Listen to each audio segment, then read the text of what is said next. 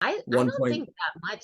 So there are some that are in the maybe like $10 million range, Mm-hmm. or maybe less, depending on what beachfront it is. Mm-hmm. But there's a lot of smaller homes that might be available. Oh, I also want a pool too. So put that in Yeah. the list. Yeah. I Just love in it. case I the love beach it. is too cold, or it's too windy. We get to go in the Yeah. pool. Well, yeah, let's try to help you find one of those. Well, Maui, Greg's out there, right? Who else is out there? Yeah, Oh, Greg, keep me on your Karen's out list. there. Yep. Not on Wailuku side though. It's too choppy over there. Kihei or Oh yeah. Lahaina. Lahaina. Yeah. Where are you now? I'm in Lahaina. Pukalani, so I live up country. Okay, yeah. Yeah. Nice. Well, Greg have lives you near Right me down the too. street from me. Yeah. oh really? There's a bunch of us investors who live up here. Like it's crazy. You wouldn't think, that there would be so That's funny. many, but Yeah, Tay's down the probably street from us like, too. yeah, there's probably like 6 or 7 like bigger investors that are active like me and Greg out In up here. Pukalani. Yeah. Wow. Yeah. You know what? It just shows too, that it doesn't matter where you come from. Like if you got the passion, the heart, and you're willing to put the work in and deal with the frustrations and all that to learn and actually, you know, get into the game, then it doesn't matter where you come from, really. And I think our community in Hawaii, there's a lot of great investors here. And I think Brandon coming here and moving into Maui really put a spotlight on our state and our market, which is great. So yeah, but are you so you have two of those in Vegas, Zasha?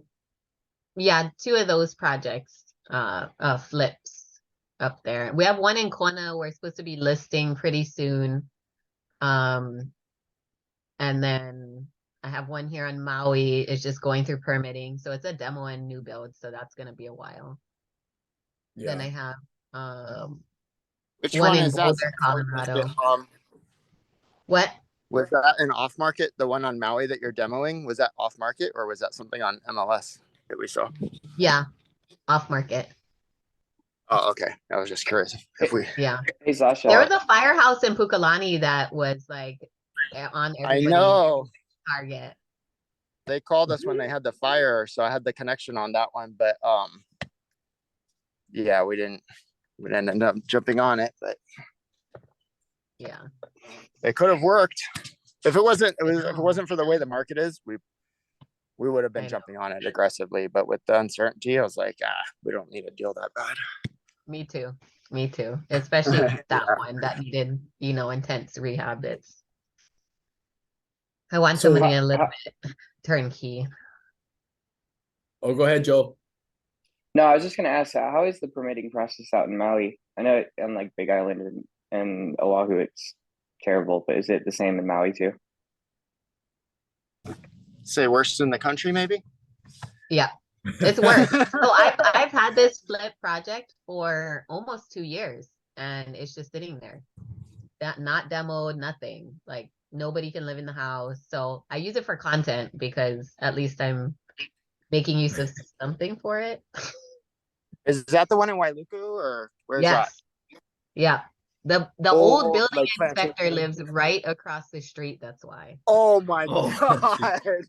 Yep. The seller didn't disclose lucky. that. Man, Horrible. we've all, oh man. So Maui County's, you think is worse than like Oahu? Hell yeah. Yes. Really? 1,000%. Wow. Oahu's pretty The bad. length of Like, it. The length of it. Yeah. the And then length, whenever yeah. you make a correction, it has to go back all through everyone. So Yeah. that's what None of takes the the departments longest. talk to each other. They don't work No. together. It's a mess. Yeah. Yeah. We could be the worst in the nation. Like, I wouldn't doubt it.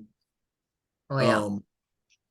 That's why developers don't want to play here, and we're short supply. So the only things being developed are the luxury condos, really, that don't really add supply for our market. They add supplies for Right. like the foreign buyers, but for Yeah, I met this guy Chris who's partnered on a few affordable housing projects here that are gonna be in Kihei and in Kahului. But he was saying it's just the pushback from the county, like they keep putting on more, tacking on more and more costs for them. Like they want them to redo some drainage stuff on the land before they develop. They want them to like redo some of the county bridges or something like that. So he was like, the more they add to us, the more we have to hand down, and then it no longer becomes affordable. So Mhm. like they're Mhm. kicking themselves in the butt. Yeah.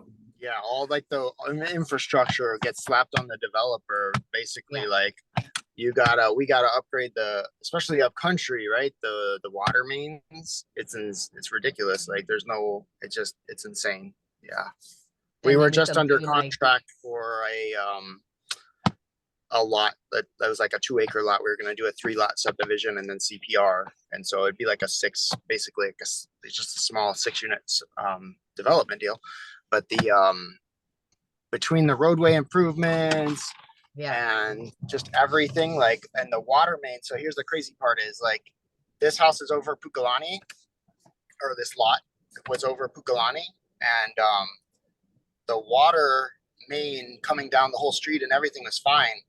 But the water main over on Old Haleakala, by that new development right next to Pukalani Superette, there's about like a quarter mile or so where that the new development, right, like kind of up by King Kekalike, just between the high school and Pukalani Superette, they upgraded infrastructure up to their property, but then there's a quarter mile after that is not upgraded. So we're gonna have to upgrade a quarter mile of water mains that's like half a mile away from the property.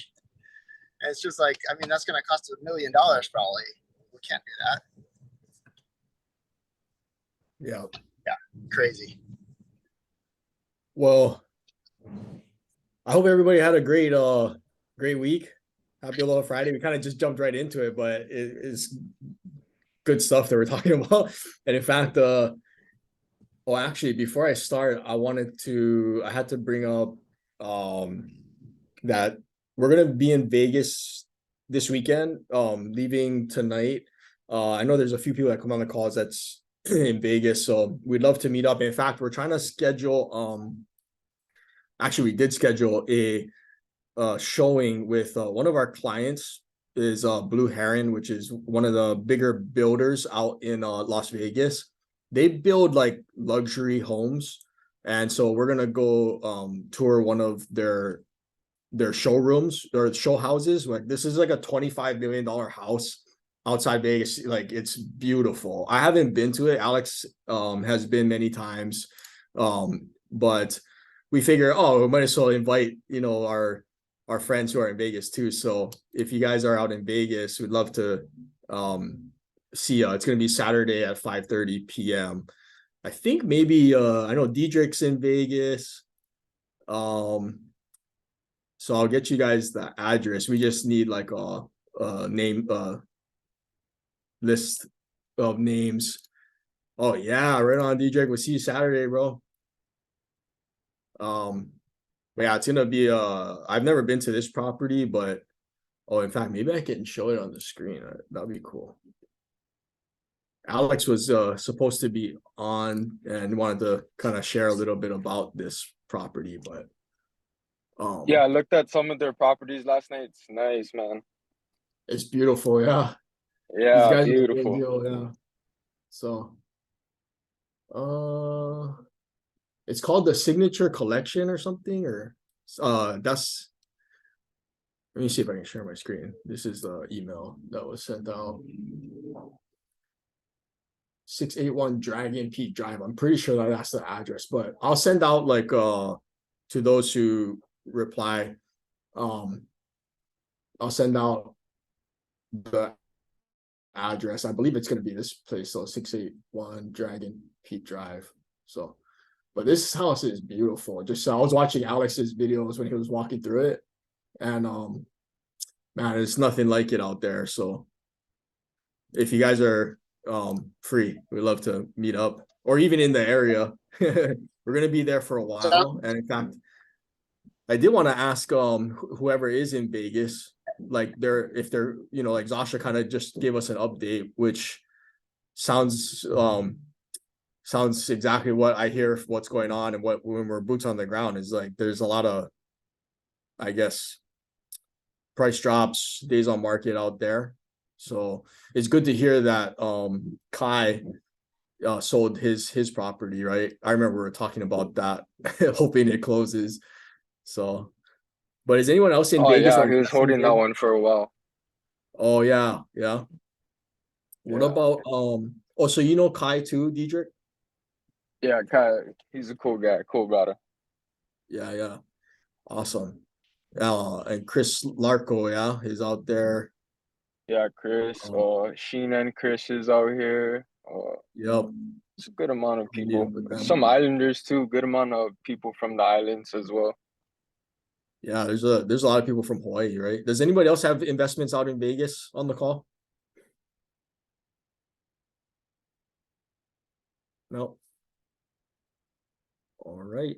Well, and maybe it would be good to I'll give updates on our progress. It'll help keep accountability for myself, and also help get some, you know, second eyes on what we're looking at to see, you know, make sure we're not missing anything or making any mistakes. Because I think this time in Vegas we're gonna go pretty big, you know. So definitely want to make sure that we're crossing our T's and dotting our I's. So any input is good, is great actually. So Zasha, if like, you know, how your property goes, I'd love to keep updated on that. Yeah, the ninth island, we expanding. All right. Well, anybody have any leads, needs, good deeds to share? Like I hope people are making moves, you know, or getting ready. You guys are making moves? I know Greg, you got some stuff going on. So I'm still next month we're closing on a 15-unit office building in Kansas City, Missouri, and then also an RV park in Branson, Missouri. So Oh well, we're getting yeah. an SBA loan for the RV park. So I don't think we can have second lien position, but for the office building, we're still looking for capital partners on that one. We're getting a commercial loan for majority, but we're definitely looking for gap funding if anybody is open to investing out there. I know there's a few people that invest already in Kansas City, but great Mhm. opportunity. What are you like Yeah. projected returns? Well, it just depends on what the gap funding is. So I'm partnering with another investor. So he just kind of brought me into the deal. So if you're interested in partnering, then we can talk more off the call.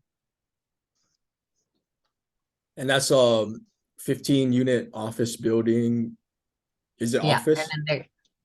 and then there's also like a kind of working space, so like conference rooms and things like that, that the individual offices. So more meant for people that it was funny because yesterday I was on a call with a private lender who was from New York, and she was like, why would anybody work, like people still work in offices? Because with their mind frame, right, everybody's kind of working from home. And Yeah. even for me, I work from home sometimes and I kind of prefer it, but then I also I like going to my office because it's a different setting, right? You like get out of that Yeah. mindset, you change a little bit of your thinking working out. It's totally different. Like Yeah. from experiencing both from like COVID and the times during COVID and trying to make, you know, keep things running remotely.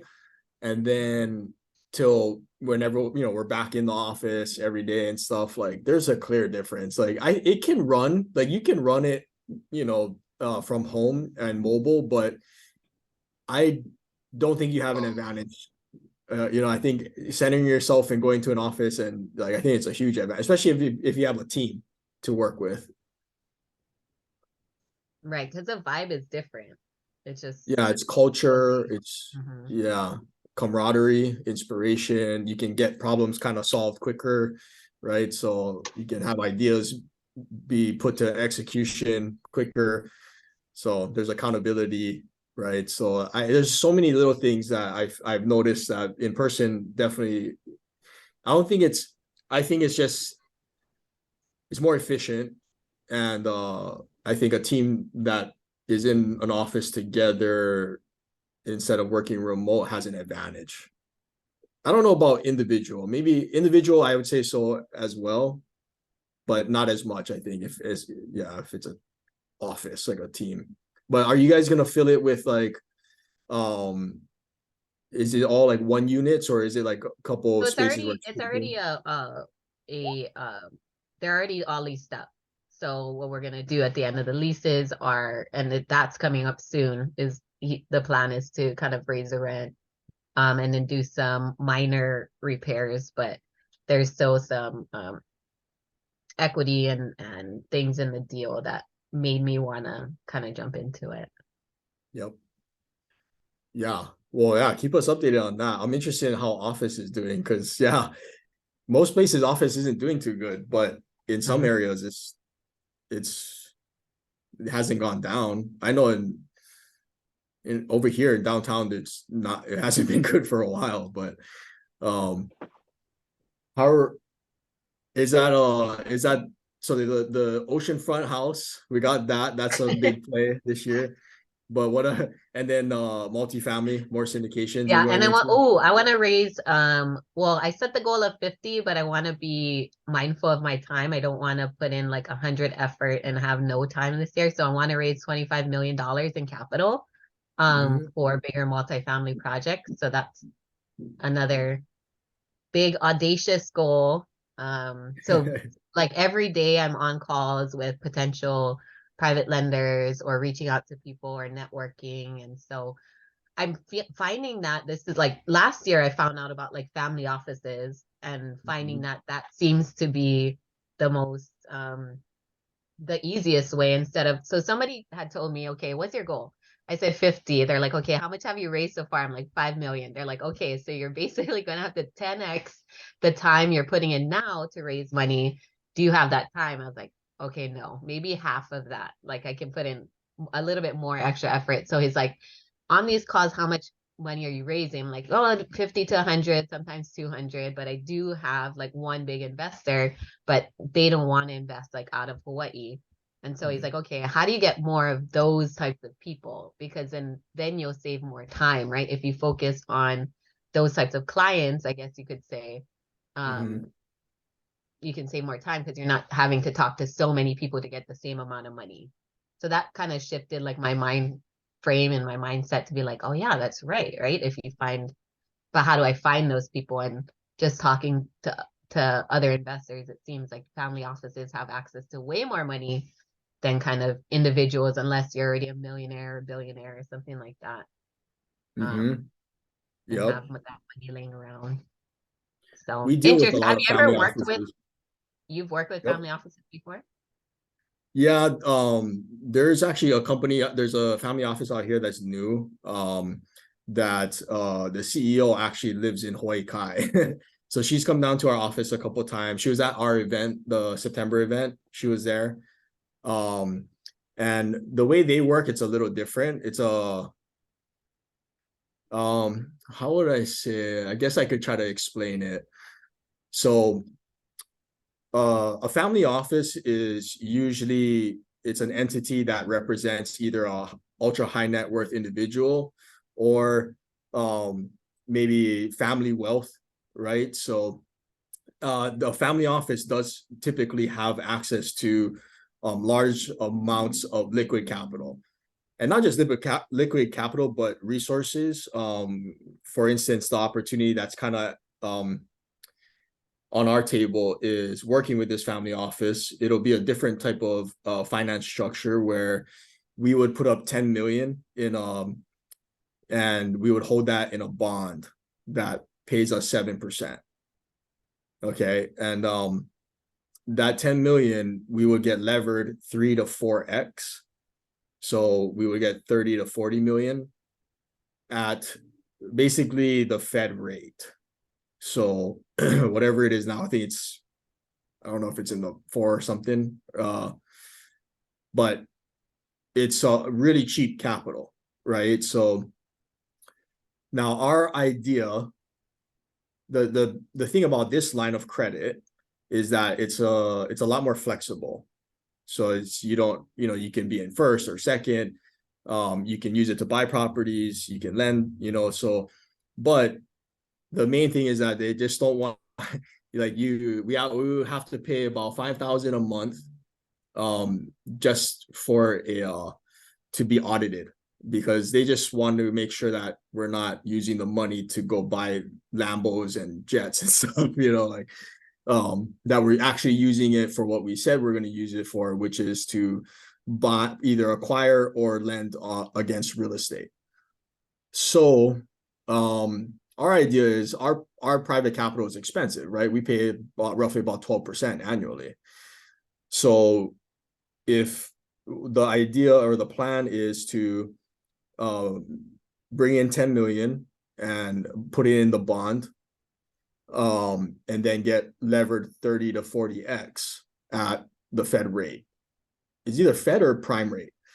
So then once we have access to, to at least the 10 million, we'll refinance the private capital out, right? So, but at first, I was thinking that's not going to work. It's upside down, but if you think about it, if the bond is paying roughly around 7 and we're paying 12, then it's a 5-point spread, so we're actually paying about 5%. Now, once we refinance the private money out with the credit line, then our cost actually goes positive, right? So the credit line, we're paying, let's say we'll pay 5% for that. But the bond's paying 7, we're already in the black. So we're up to 2 points. And then plus whatever profits come from us lending it out or buying real estate. So that's a little bit more complex structure than, a family office who's just wanting to place capital into a syndication or something might do, like if they want to come in just as a limited partner or maybe even a sponsor, if the deal is really good, they might be interested. That, for this structure, it's a little different, but we're set up more we want a nice line of credit that we can use to pump more private money into our, space in Hawaii, right? So our idea would be to use the line, the 30 to 40 million, to lend in the gap and to acquire as much real estate as we can, because right now is the time. I mean, I think, Zasha, you're on the right track. Like, let's get prepared to buy, because it might be a little early in some markets like Vegas. I still feel like it's still a little early, although it's moving faster than I thought. And so it might actually turn a lot quicker than I thought, and hopefully we don't miss the boat, like that's why there was a lot of people, and I think still are, that are very interested in jumping full force into multifamily during this season. And perhaps that is the best move for you. I just want you to stop and think twice, because here's my thoughts, right? Multifamily, I know the fundamentals, but not as well as single family, because single family was most of my career. I know the capital stack. I know how to raise capital for that asset class. I know how to underwrite those deals. I have everything for single family. That has been my career, right? For multifamily, I understand it. I don't have the necessary network for the deal flow, consistent deal flow. We have raised capital, for large deals, but it's still a different raise. It's a different asset class and capital stack. So to me, I feel like it's moving so quick this turn, and I don't want to miss it. Like if we have 12 to 18 months, that's not enough time for me personally to build up the momentum, build up the capital, and get the team ready to go to move and acquire multifamily, right?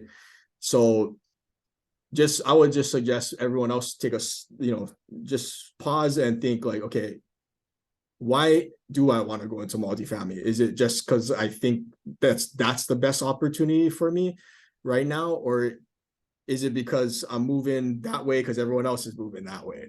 Just because everyone's different, right? And I just hope people can think for themselves in their situation, because I think for most people, they don't have the time to really take advantage of this opportunity that's coming for us, to jump into a new space. I could be wrong. I mean, who knows? Maybe this thing maybe it is a slow burn for a few years. I don't know. But all I know is I waited about, it's been 12 years and I've never had, been through a cycle of a downturn like this. COVID was kind of like a quick glimpse at it, but it wasn't very long. We took off after. So, but it was a nice wake up call. Like, if that was, I would have missed the boat on that. I wasn't ready, wasn't paying attention. So this time I'm ready. I'm paying attention. Already found the market, already found the emerging area in that market. And we're going in with what we know and what we have, the tools that we have, to go and attack that market. So I would say just caution yourselves, as everyone thinking, what is the best move for yourself? Maybe it is multifamily, because you do have, like Zasha has already started raising capital. Like, in my opinion, if you haven't started raising capital yet, then you definitely have to stop and think what you want to do, right? And just because you don't have access to capital doesn't mean you can't get into the space, right? We can get into deals without any money. We can link partnerships, find good deals. I tell you what, like, you find a good sub 2 deal with a nice loan on it still, and a seller that needs help and needs to get out and is willing to, basically get rid of the property. I would love to cut someone in as a partner for just bringing that one, take a wholesale fee if you want, or come in along for the ride. And you just have to find the right people that will bring you in on a deal and see your value, so you can get into a lot of deals in this market without any money, even if you're not ready.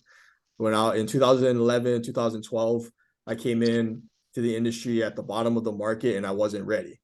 Yeah. And nobody was there. No one told me like, hey, you can still get into deals. Just go find value, find a way to bring value, whether it's through a deal or something, and you'll get into deals. Like, I wish someone told me that. So it's time to get creative. Corey, that's so interesting to hear, like, how you're talking about the market, because it sounds like a lot of places are seeing a correction, which, like, to me, that doesn't click, because sales have slowed to what seems like or feels like a crawl. Yeah.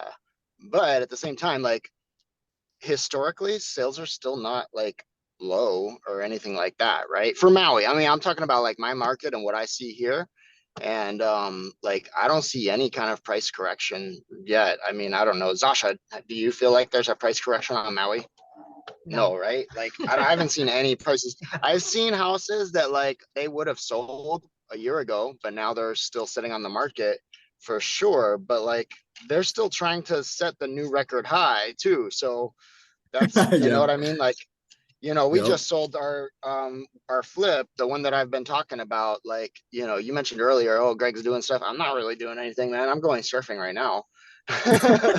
Like, I'm not doing much, man. I mean, you're going surfing right now because of all the stuff you did do. yeah. I'm actually pulled over, watching the waves right now while we're on the call. But yeah, like, we just closed our flip, and that's the only deal that I've done. I mean, I don't know what's the last deal I did before that. It was like in the summer. I did a wholesale. It was like a 6-figure wholesale. It was great, but like, other than that, bought a few rentals this year.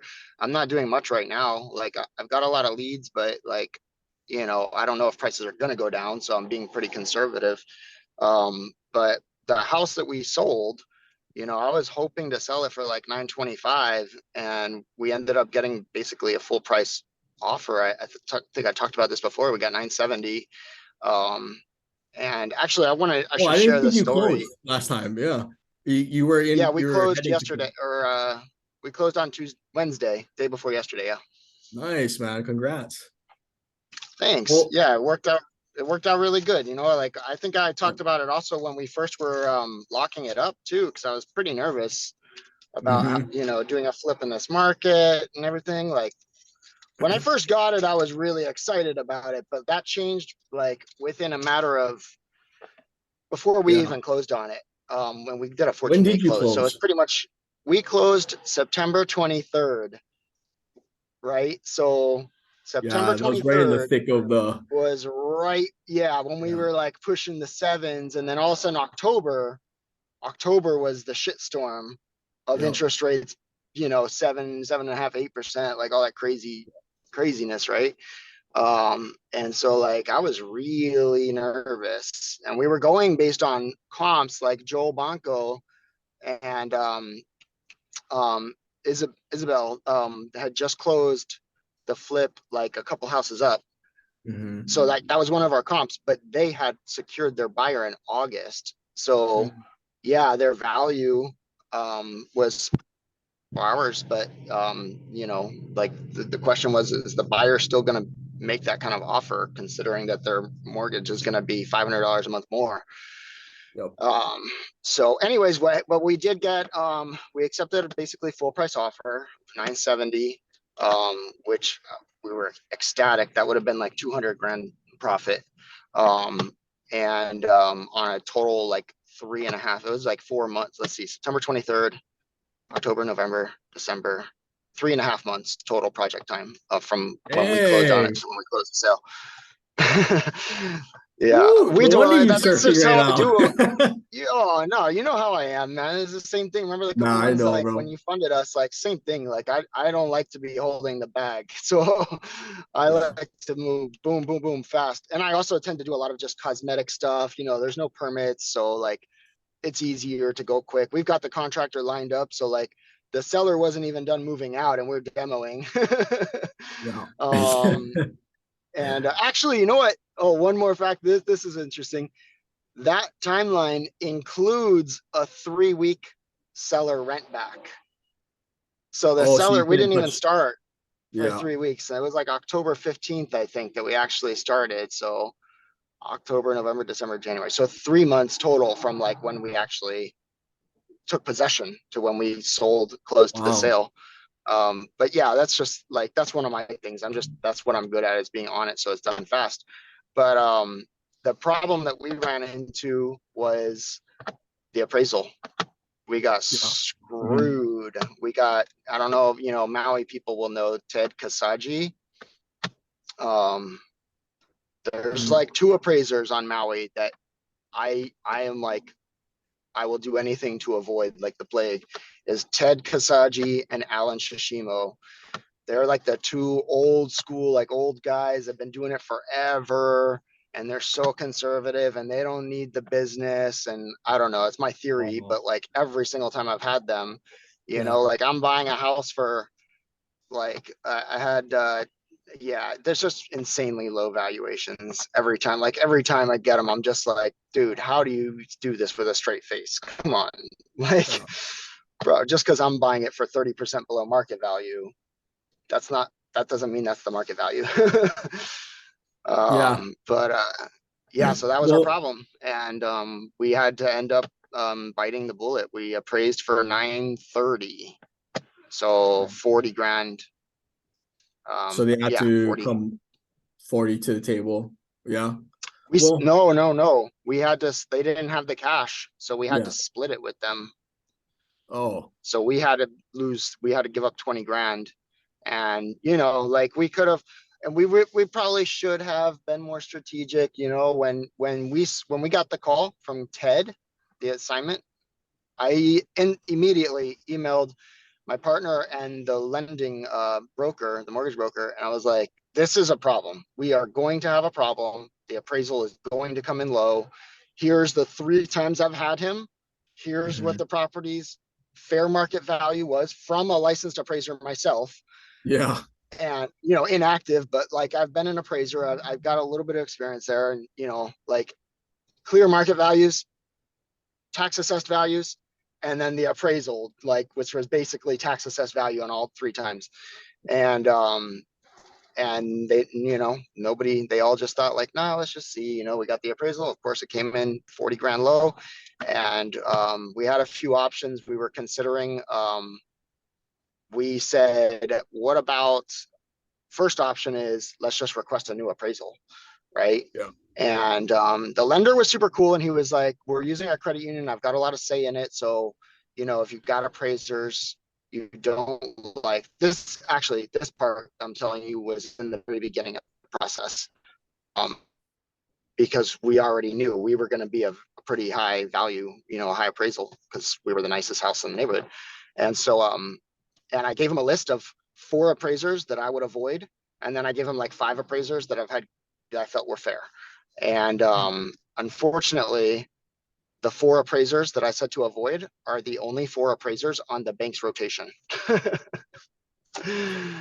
So, when we got Ted, he just said, all right, well, I mean, the other 3 options you don't like either. So I think like 2 of them would have been better than Ted. But so the option was like, oh, do we order a new appraisal and just say, don't use Ted or Alan, but we still run the risk of the same problem? Or we tried to push the buyer to actually just pivot and switch over to Brady, who's like the rock star mortgage broker from Maui.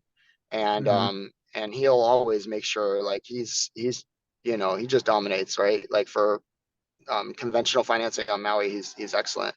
And in fact, he would have even been able to close sooner, and they would have gotten a better rate. They would have saved $300 a month, and even with the increased price. Yeah, so it was really frustrating, but they didn't want to do that because it's a retail buyer that's not an investor. And so to them, like, they just thought, oh my God, we've been working with this guy for 5 months. And I like, on one hand, it's the right thing to do for that broker. Like, he earned their business, and but like, they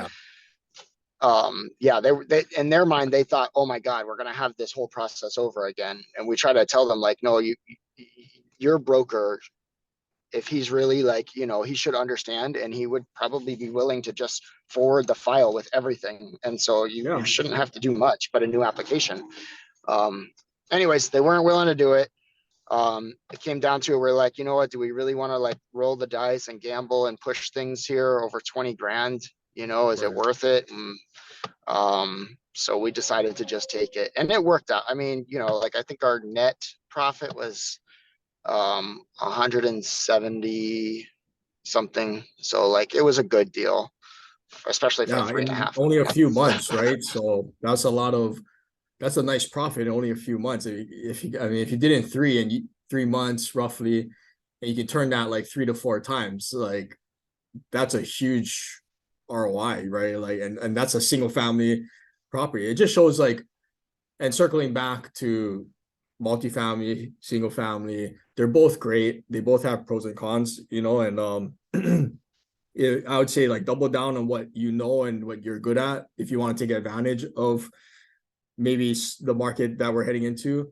And for Hawaii, and especially Maui, it sounds like it's different, and that's why when Molina was on here, this was months ago, last year, we're talking about, in times where you see the market start to shift, like, where do you start to look? And, her point, which is like a fundamental to what we do, is like, you stay as local as you can, like, as, as close to your market as you can. Because like Hawaii, I think we went up about 19 or 20% appreciation from 2021 to like 2022. So that's definitely higher than normal, right? But for Hawaii, it's not. I thought it would be much higher, to be honest. Like Tampa went up 29 or 39%, and Vegas was 32%. So if we think about the market we're heading into, is like, it's not going to drop for everybody, and even the last recession, not every market took a big dump, even though most did, but not every single one, right? So, but as a whole, it looks like the nation is heading into recession, the housing market is definitely shifting into a buyer's market, and especially in markets like Vegas. All the markets that took a big boom, a big spike up, are taking a quick spike down, right? So the reason why I'm looking at Vegas is, one, it's the ninth island. My investors will have no problem investing over there. I can get their consent very easily. And then we have teams, we have a network, we have friends out there. It's close trip, right? But the most important thing is that all the fundamentals are showing that Vegas as a whole, there's a path of progress, there's a plan, there's money that's being invested into the city, sport franchises coming in, right? So the number one economic driver for Las Vegas is tourism and entertainment, right? And those are all the things that are that Vegas is investing in on, actually. And then that doesn't include some of the tech companies that have moved in the last few years. So the fundamentals are strong, but the housing market is taking a big correction because of the spike it hit. It went up. And then also Vegas is known to be a transient tertiary market, but it's becoming more mature, more of like a secondary market, right? So that's why we're looking in there. And for us, we're going for single family because, again, that's what we know. That's what, in my opinion, I think we might have like 12 to 18 months in Vegas, although I think it might be happening quicker, because there was an article that came out that they just showed that the median price for a single family home out in Vegas is now back to where it was at the beginning of 2022, right? So all gains from 2022 have been wiped out already, which, they like to put that as the headline because it sounds good. But if you think about it, 2022, we didn't have much gains anyways. There was, about midway through the year, and then the rate hikes. And so prices have been falling. What we're really watching is the gains from 2021 to 2022, because that's when we had the inflated prices. So Vegas year over year was at a steady 8% year over year increase in the median price of single family homes out there before COVID. Then COVID hits, and then 2021, they take a 32% spike in the median home value. So that's a lot, right? You go from 8% to 38% is actually a lot year over year. So in a normal market, normal conditions.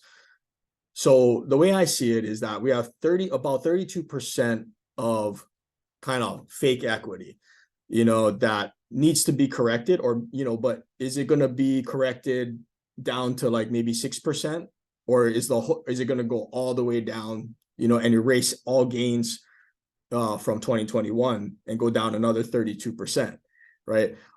Nobody knows that. Those are the questions that we're watching and looking for indicators. So my thoughts is, look, if it's a normal market and we're increasing about 8% year over year in Vegas, we just took a 32% spike in kind of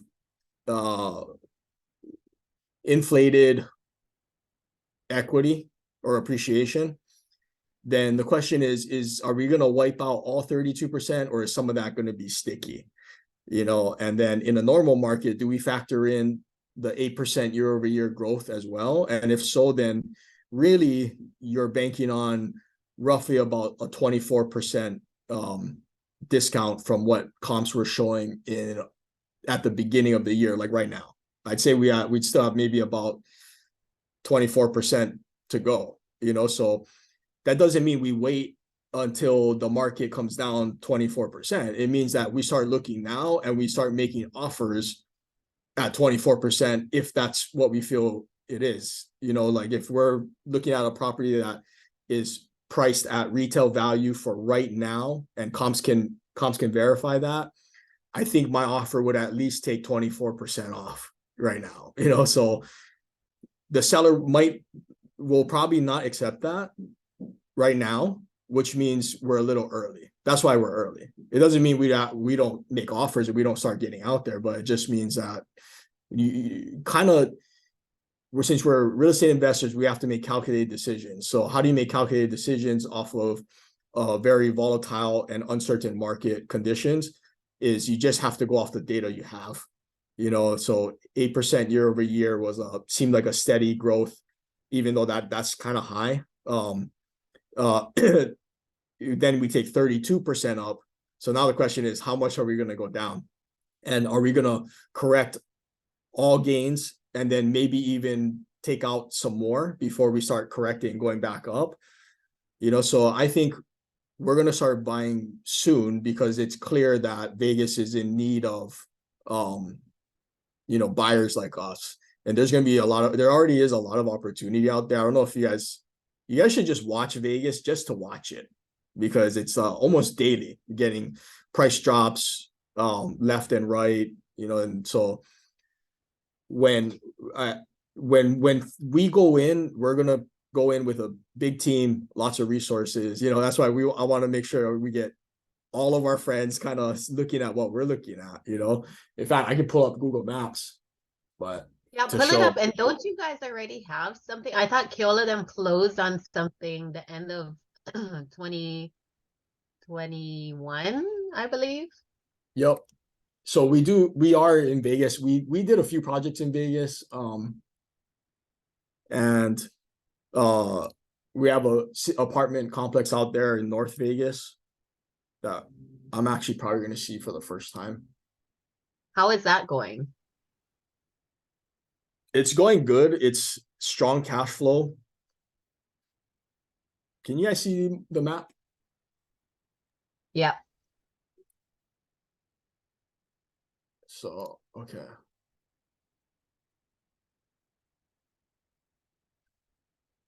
The project's going good, and that's a home run deal because the units are already kind of they're already converted, so we could sell them individually.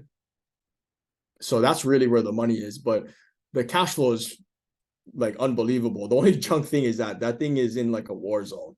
Like, we've had 2 murders already on the property, and I don't know. I haven't seen it yet. I just hear the stories that Kekoa has to go through with the team, and we have good thing we have friends, right? Chris and Sheena, and Chris, he's with the SWAT, and probably something it sounds like a little bit secretive that I can't, I'm trying to ask him questions, and get very broad answers. So I think he can't talk about it, but Chris is badass, man. Like, and he said like, oh, I know your property. Like, yeah, that's like my job to know your property. I was like, oh, really? I was like, damn, okay.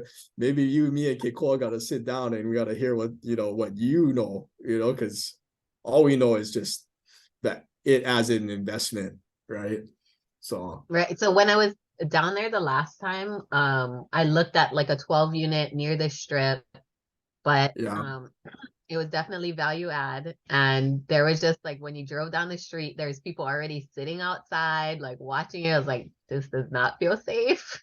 Yeah. Yeah. Well, okay, so here's Vegas, right? And this is what I've learned recently. Vegas is kind of like a big circle, right? It's a valley inside, surrounded by some mountains. So if you look at Vegas, it looks like the last place to be infilled. Where would you peg that to be? Sorry, it's kind of blurry. I don't know why. So if you see what I'm seeing, is like Vegas is pretty much developed, like all sides, like there's a little bit to go, in the south, in the northwest, some parts in North Vegas. Henderson is in the southeast here until, there's still some more development until they hit mountain and there's nowhere to go. But Vegas is almost filled, and if you were to even pull out and see where is the next, like where would the next portion of Vegas be for prime for development, you would kind of see that it's the southwest, right? In this area here. So where we're looking is this area, which doesn't really have a name yet because it's an emerging area, but they're referring to it as the Bend. They're calling it the Bend. I believe, because it's right where the 215 bends and turn, or is that the 215? Leila, you know Vegas. I live Which, near that. oh yeah, Diedrich, is this the Oh, that's the 215? 95. The 215 is the no. Is The that this? 95 Yeah, goes that's from right to 250. left, and Yeah. then the 215 is 215 is is the up top. interstate. up and down. Yeah. Here's oh, yeah. Oh, okay. Oh, so it's not the 250. Okay, so the 95, it's a highway. So it's where the 95 bends. So right in this area, is this where you live, Diedrich? In this area? Yeah, I live off of Decatur and the 95. I'm near that Gotcha. Winkle. Okay. Well, we're gonna be out in that area probably. Alex and I land in the morning, and we're just gonna hit the ground running and just go straight out there. So maybe I'll text you. And What see. we're looking at is this area kind of out here, because it's an emerging market. It reminds me a lot like Salt in Kaka'ako, where it's kind of hipster looking, modern. But the reason this is also interesting is that there's 5 major hospitals in the area, so it's prime for midterm rental as well, which is what Christian Sheena are kind of doing.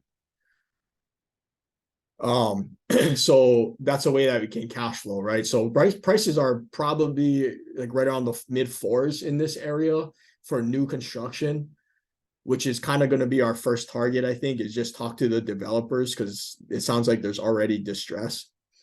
So that way we don't have to, again, spend more time plugging into the deal flow and having to source deals for ourselves, right? We have to think about the opportunity and how much time we have. If we only have 12 to 18 months, like we got to start acquiring. And if we have big goals, which I do, then we need to start making moves, building relationships now, which is the mission on this trip, is to meet some developers, meet the sales teams, find out what's, if they are in distress. And if so, if we can strike a deal with them to buy like 5 at a time, maybe from different developers, because there's a lot of developers out there, and talk to each and every one of them and see, because a lot of them, I think, need cash. They need their liquidity. So maybe we buy it mid-construction and then we come in with no money. We can close with a hard money loan and private money, fix it up, put a renter in it, and cash out refi, or just rate and term refi on the back, hold it long term. That's the plan, is acquire as much as we can, hopefully without any of our own money. But if we do have to put money down, we will. In fact, that's why we save, our cash. So our company will be first utilizing the cash that we set aside to acquire assets in times like these. Once we run out of that, then we're going to turn the brain on and switch to what we know, right? Value add. So we'll find deals that need renovation or mid-construction from developers, come in with hard money, private money, and then close with a bridge loan, renovate, rent, refi, right? And then just go get the next one. That's the game plan so far. Right now we're still in like the reconnaissance mode. So that's why we're going to be flying back and forth to Vegas. But every time we go back there recently, like 2 weeks ago, it was clear. And I think this time it's going to be even more clear that Vegas is going to be prime for investors and developers to come in who have fresh capital and fresh resources to come in and take over and buy some of these properties. So if anybody's interested too, you guys are always welcome to come join us. We can learn together. We can do deals together, so keep that in the back of your guys' minds. Corey, what are the dates that you're going to be out there again? Saturday through Monday in Vegas, and then Alex and I have to go to Arizona right after. So only like 3 days, Saturday, Sunday. Okay. Yeah. But we fly out Monday night, so we'll have all day Monday as well. Didn't Ryan Pineda have a conference recently, Zasha, over there? Yeah, it actually was, it ended yesterday. So it just happened the past couple days. Okay. Perfect. Yeah. So any intel that you guys have on Vegas or anything, and Diedrich, I'll see you on Saturday. Yeah, maybe Yep. even in the morning if you're not doing nothing.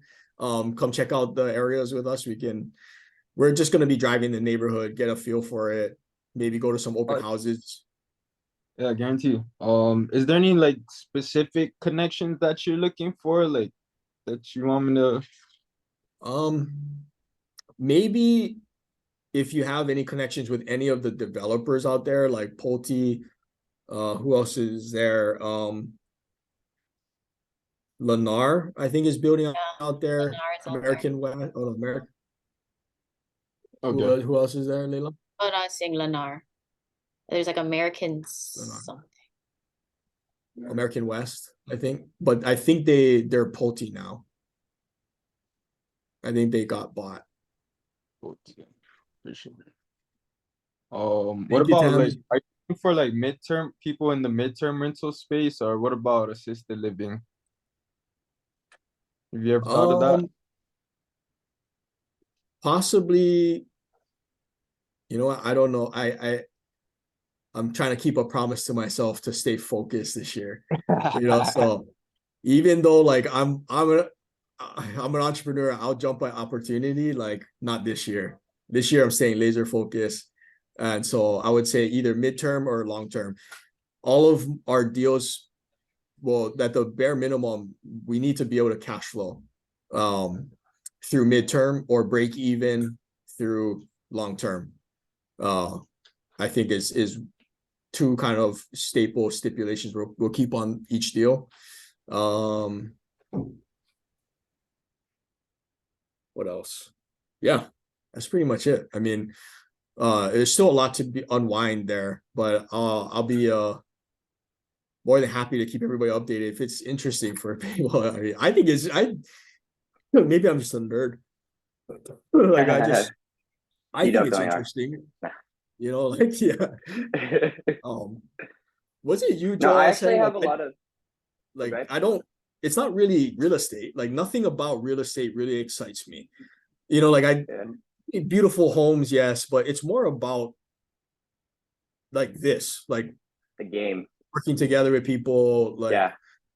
the like real estate. If you think about it, it's kind of boring. You know, I mean, it's fun to take something like that's just wrecked and then turn it beautiful, and then see all the good that happens when you do that. Like that's what this is all Yeah. about. You know, Yeah. like yeah. Anyways. Well, hey, just a quick thought before you go to. I do have, so my wife has a ton of family out there, and I have a ton of friends out there, and there's actually some really incredible neighborhoods that are out there and that are growing. So I do know that Vegas is it's a really big, it's bigger than people think it is, and it's Yeah. got a lot of growth and a lot of really nice areas where people are really trying to get into. So I think it's interesting. I might have to take a trip out there myself. I wish Yeah, I wish I could make it. Yeah, I wish I could make it this Saturday, but that's a little short notice. But yeah. Well, we'll talk more. We'll talk more. Awesome, man. Yeah, right on, Joe. Well, I gotta get going, guys. So thank you guys for jumping on for another call. I know we didn't really get to dive into too much. Hopefully there was some value about me talking about our plans for Vegas, but stay tuned and you know, have a good weekend. We'll see you guys all next week. And if you're interested in joining us Saturday, then please reach out and I'll get you guys the information. Aloha, everybody. Let me just check the chat real quick. Okay, right on. Will the economy support the housing growth? I think it will. I think it will. Dean, Dean might not be on anymore. You can watch the video after. Man, I gotta get on these comments a lot quicker because there's some great questions. Yeah. You know, the other thing too with multifamily and just real estate in general is that we haven't even seen unemployment go up yet. You know, so Greg, you know how you're saying that you don't really feel anything yet. Well, one, Hawaii is typically a lag. You know, typically we trail the United States anyways. So That's a good point. As leading indicators right now. So just stay vigilant out there. That's a really good point, but that's interesting because yeah, that's how we normally lag behind, right? But in this case, when the market is suffering because of the increased interest rates, Mhm. it's interesting to see if we still lag behind by 6 months or a year or something, even though shorter we've been or suffering longer. the same rates. Yeah, like, I mean, Mhm. that'll be really interesting to see. Well, the money Because you has would to think flow like the somewhere. increased rates would cause us to slow down, you know, and take the hit at the same Mhm. time. The catalyst is affecting everybody, but yeah, it'll be interesting. Yeah. No, it's We'll it's see. I mean, I would keep eyes on like price drops, days on market, obviously, but like when the unemployment is the next one, I think. Like that's the next one to crack the economy is when you start to see that start ticking up. And that might happen quickly. I mean, the tech spaces are laying people off by the tens of Yeah. thousands. You know, like it's coming. I mean, it's happening right now. It's not even making that much noise, in my opinion. Like I don't, which might be good. You don't want to stir panic, but you also don't want to encourage ignorance, you know. So, Yeah. Hey, anyways, like I got something. You know what? I should have said it earlier in the needs and deeds and all that. But like, I'm probably kind of looking for a new rental. So just, you know, if anybody happens to get leads on Maui, you want to wholesale or something. nice. I'm trying to get Jamie wants to leave her job. Mhm. She hates her job. So, um, which she actually works for, I probably mentioned this. She works for a commercial brokerage, Sperry Commercial Properties and Fun. Southern California. And they franchise, they're across the country. But anyways, point is, so we're going to try and leverage her relationships there if we do pivot into multifamily, which is the plan. But in order to get her out of her job, you know, she could leave her job now and we could live off my cash flow, but like it would be, we wouldn't really be positive cash flow after that. So I feel Yeah. like if we can buy one more, preferably like a single family house with a cottage, maybe 2 to 3 to 4 units, ideally. Like that's kind of my favorite type of property on Maui here that, you know, will make some cash flow. Yeah. Love it. I Are love you, how you are you think, looking into the Craig. mainland It's at like, all? how do we afford it? How do we afford her to quit her job rather than, you know, just you can't quit yet. It's just like, okay, how do we got to buy more houses, get more cash flow. Like Yeah. that's how we solve problems. Like, yeah. Yeah. One more rental and we'll be comfortable with her leaving. Sorry, Joe, what did you ask? Oh no, I was just asking, are you interested in the mainland at all, or are you only looking for Maui? Is there I'm not opposed to it. So, you know, like I don't have anything on the mainland. I've only done deals in Maui, Oahu, and Kauai, and all of our rentals are in Kihei and Kahului and Lahaina on Maui. Yeah, I mean, if you got here? something that you think, you know, yeah, let, let me Maybe shoot you yeah, shoot me my a text. That's it. Yeah. Yeah, you guys should chit chat. You guys are both like appraisers, former appraisers. Well, no, Joe is a real appraiser. Yeah, well, Joe, Reformed. you're the general appraiser, aren't you? I did general appraisal Commercial. work. Yeah. Yeah. Yeah. Commercial. Yeah, General, that's yeah. freaking. Yeah, no, I was a trainee appraiser, bro. I was not a real appraiser. You know your stuff though. No, but Nah. Yeah. And well, you also, guys I should was an connect though, appraiser seriously. in 2003, so shit's a lot different Yeah. now. We've gone through like 3 market cycles since then, right? Yeah, the rules is like it's not even the same job. Yeah. It's they've gotten a lot. They've gotten real strict. Yeah, it's true. Yeah. Yeah. Cool. Well, thank you everyone. Thank you, Corey. Right on, guys. Thanks, Greg. We'll Have be a in great touch. weekend. Cheers. Thanks, guys.